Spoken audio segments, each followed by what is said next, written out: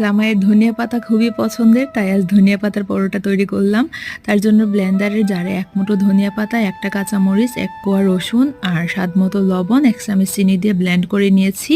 একটা বোলে 2 কাপ ময়দা, তার সাথে কিছুটা সয়াবিন তেল দিয়ে প্রথমে একটু মেখে নিয়ে তো ধনিয়া পাতার যে মিশ্রণটা সেটা দিয়ে দিয়েছি। ভালো মতো একটা ডো তৈরি করে উপর থেকে কিছুটা তেল মেখে রেখে দিয়েছিলাম কিছুক্ষণের জন্য। তারপর গোল গোল লেচি কেটে এগুলো এখন পছন্দ অনুযায়ী শেপ দিয়ে বেলে নিতে হবে। তারপর ফ্রাই প্যানের মধ্যে এপিট ওপিট একটু সেঁকে নিব 30 সেকেন্ডের মতো।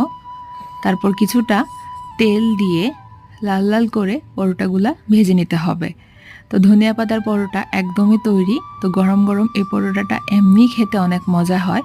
তো আপনারা আপনাদের পছন্দ অনুযায়ী যে কোনো কিছুর সাথেই খেতে পারেন। তো আমি মুরগির মাংস রান্না করেছিলাম ছোট আলু দিয়ে, তা দিয়েই পরিবেশন করেছিলাম। আপনারাও বাসায় ট্রাই করে দেখতে পারেন।